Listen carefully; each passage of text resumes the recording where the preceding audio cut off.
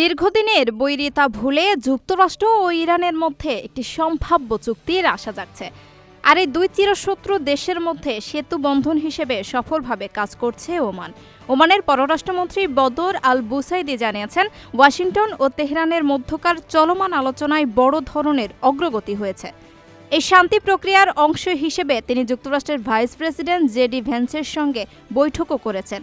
তিনি আশাবাদ ব্যক্ত করেন, শান্তি এখন আমাদের হাতের নাগালে।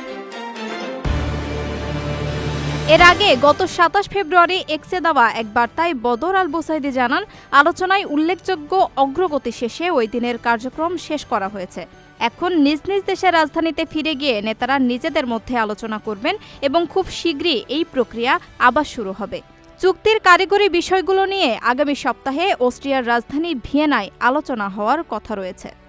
আল জাজিরা ও রয়টার্সের মতো আন্তর্জাতিক সংবাদ মাধ্যমগুলো বলছে, এই আলোচনায় সবচেয়ে বড় চমক হলো ইরানের পারমাণবিক অবস্থান।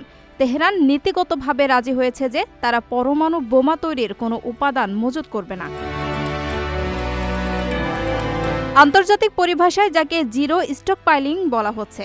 ইরান তাদের সমৃদ্ধ ইউরেনিয়ামের মজুত সর্বনিম্ন পর্যায়ে নামিয়ে আনবে এবং আন্তর্জাতিক নজরদারি মেনে নেবে। তবে ওমান ও ইরান এই চুক্তি নিয়ে বেশ আশাবাদী হলেও যুক্তরাষ্ট্রের দিক থেকে কিছুটা মিশ্র প্রতিক্রিয়া দেখা যাচ্ছে। মার্কিন প্রেসিডেন্ট ডোনাল্ড ট্রাম্প জানিয়েছে, তারা এখনই সামরিক অভিযানের পথ থেকে পুরোপুরি সরে আসছেন না। তবুও ওমানের এই জোরালো ও সফল কূটনৈতিক তৎপরতা মধ্যপ্রাচ্যে একটি বড় ধরনের যুদ্ধ এড়ানোর ক্ষেত্রে বিশাল ভূমিকা রাখছে বলে মনে করছেন বিশ্লেষকরা।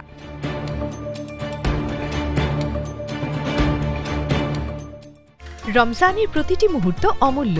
লাইনে দাঁড়িয়ে ইবাদতের সময় নষ্ট করবেন কেন? ঘরে বসেই মুহূর্তে টাকা পাঠান প্রিয়জনের কাছে গালফ এক্সচেঞ্জ মোবাইল অ্যাপে। দ্রুত ও নিরাপদে টাকা পাঠান বিকাশ ও ব্যাংক অ্যাকাউন্টে। এই রমজানের সময় দিন ইবাদতে, টাকা পাঠান গালফ এক্সচেঞ্জ মোবাইল অ্যাপে। গালফ এক্সচেঞ্জ, বাংলাদেশিদের প্রিয় এক্সচেঞ্জ।